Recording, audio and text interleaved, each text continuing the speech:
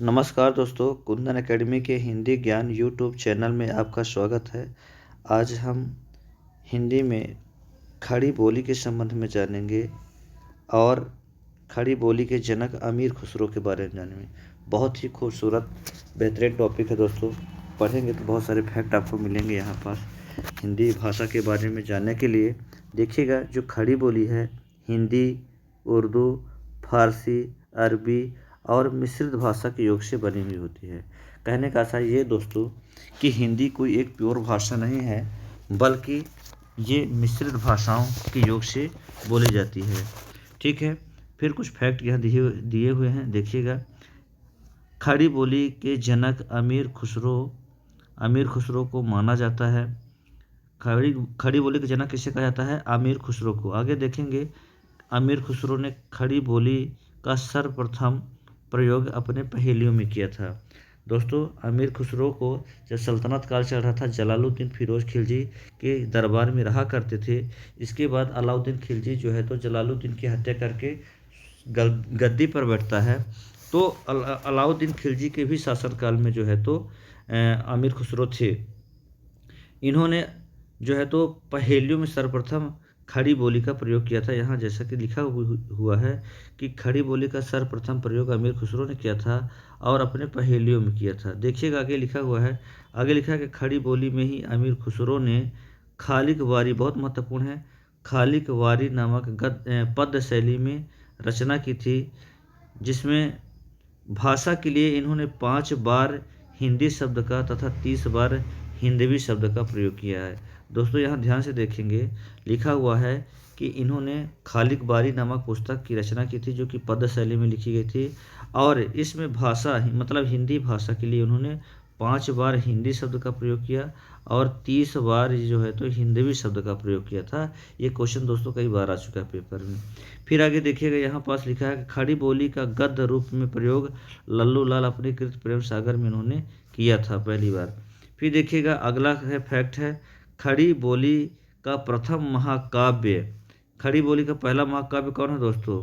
देखिएगा, प्रिय प्रवास, जिसके लेखक अयोध्या सिंह उपाध्याय हरिऔंध ने हैं। देखिएगा, यहाँ दोस्तों मैं आपको क्लियर करना चाहूँगा कि हिंदी का प्रथम महाकाव्य पृथ्वीराज रासो है, जो कि पिंगल भाषा शैली में लिखा गया था, राजस्थानी हिंदी में, जिसके रचयिता चंद्रबरदाई थे, जो कि पृथ्वीराज चौहान के सामंत, बाल सखा या दरबारी कवि थे। ठीक है दोस्तों, लेकिन खड़ी बोली का पहला महाकाव्य कौन सा है? प्रिय प्रवास है, याद रहे। क्या?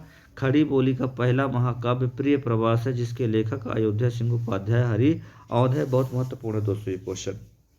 फिर आगे देखिएगा, आगे इसमें अगला फैक्ट लिखा हुआ कि मैथिली शरण गुप्त को आधुनिक तुलसीदास कहा जाता है। क्या?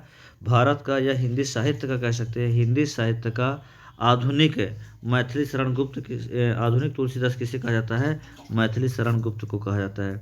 फिर दोस्तों, बहुत ही महत्वपूर्ण रोचक तथ्य, जैसे मैंने बताया था तो किसके बारे में हमने कहा था, अमीर खुसरो के बारे में बताएंगे, क्योंकि हर जगह इसके फैक्ट नहीं मिलते हैं। आमिर खुसरो को हम विशेष रूप से यहाँ लिख कर लाए हैं टॉपिक। तो देखिएगा आमिर खुसरो के बारे में, यहाँ लिखा हुआ है अमीर खुसरो के बारे में, इनका वास्तविक नाम अबुल हसन था। क्या नाम था दोस्तों? अबुल हसन इनका वास्तविक नाम था। आगे देखिएगा, इनके बारे में बताया जा रहा है कि खड़ी बोली का प्रयोग करने वाले प्रथम व्यक्ति थे।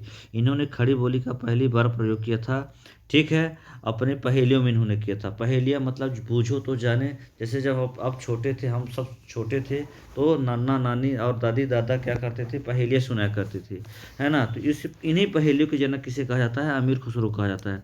फिर आगे देखिएगा दोस्तों, यहाँ लिखा हुआ है आमिर खुसरो को हिंद इस्लामी समन्वित संस्कृत का जनक कहा जाता है, या प्रतिनिधि कहा जाता है, या अग्रदूत कहा जाता है। दोस्तों देखिएगा, आमिर खुसरो के बारे में कहा जाता है कि इन्होंने हिंदू और इस्लाम मतलब मुस्लिम सभ्यता को समन्वित मतलब एकत्रित करने का यानी जोड़ने का कार्य किया है। इसलिए इनको दोनों ही सभ्यताओं का, हिंद और इस्लामी समन्वित संस्कृत का जनक या अग्रदूत कहा जाता है, मतलब पहल करने वाला प्रथम व्यक्ति कहा जाता है। आगे देखिएगा, आगे फैक्ट लिखा है कि दिल्ली का सुल्तान जलालुद्दीन खिलजी ने इनकी कविता से खुश होकर इन्हें अमीर का खिताब दिया था। जैसा कि अभी दोस्तों हमने आपको बताया है कि जलालुद्दीन फिरोज खिलजी जो है तो की हत्या करके अलाउद्दीन खिलजी जो है तो क्या होता है? गद्दी पर आसीन होता है।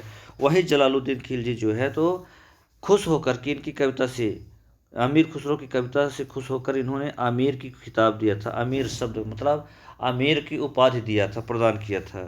तब से इनको आमिर खुसरो के नाम से जाना जाने लगा, लेकिन इनका वास्तविक नाम क्या था? अबुल हसन था। आगे देखिएगा, इनके बारे में बहुत महत्वपूर्ण फैक्ट दिया हुआ है, यहाँ देखेंगे, ध्यान से देखेंगे। यहाँ देखिएगा लिखा हुआ है कि ये अरबी, फारसी, तुर्की, संस्कृत, हिंदी के प्रकांड विद्वान थे, है ना। इन्हें खड़ी लिखा है क्या कि खड़ी बोली में मुकरियाँ, संगीत के क्षेत्र में कव्वाली, तराना गायन शैली, सितार तथा तबला वाद्य यंत्र के जन्मदाता माने जाते हैं, जनक माने जाते हैं। क्या दोस्तों, किसके किसके जनक माने जाते हैं? मुकरियों के जनक माने जाते हैं, जिसे कहते हैं पहेलियाँ, पहेलियों के जनक कहे जाते हैं। संगीत के क्षेत्र में कव्वाली, दोस्तों कव्वाली की भी जनक कौन है? अमीर खुसरो हैं। तराना गायन शैली, तराना गायन शैली आप सुना होगा, हिंद देश के निवासी सभी जान एक हैं। ये जो है गाने की जो शैली है इसको तराना गायन शैली कहते हैं, और इस शैली के जन्मदाता कौन है? आमिर खुसरो है दोस्तों। फिर आगे लिखा है सितार और तबला जैसे वाद्य यंत्रों के जन्मदाता कौन है? आमिर खुसरो ही है। तो इस प्रकार से दोस्तों आज हमने देखा है आमिर खुसरो के बारे में। और दोस्तों एक अगली वीडियो हम बनाएंगे जिसमें हिंदी साहित्य के बारे में बहुत ही रोचक तथ्य दिया जाएगा, जिसमें हम बताएंगे कि हिंदी की 5 उपभाषाएं, हिंदी की 18 बोलियां, है ना। हिंदी भाषी राज्य भारत में 9 ऐसे राज्य जहां हिंदी बोली जाती है, जिनकी राजभाषा हिंदी है, और एक केंद्र शासित प्रदेश दिल्ली है। तो बहुत विस्तार से पढ़ेंगे। फिर भारतीय संविधान में क्या प्रावधान किए गए, संवैधानिक प्रावधान भी हम आपको बताएंगे। 8वीं सूची में भाषा संबंधी प्रावधान किए गए हैं भारतीय संविधान के, और भाग 17 में जो है तो राजभाषा संबंधी प्रावधान किए गए हैं। इनको अगली वीडियो में डिटेल से बताया जाएगा। तो दोस्तों एक क्रम से वीडियो जरूर देखिएगा, जिससे आपको सीख पाएँ और जान पाएँ। तब तक के लिए गुड डे, धन्यवाद, मुस्कुराते रहिए।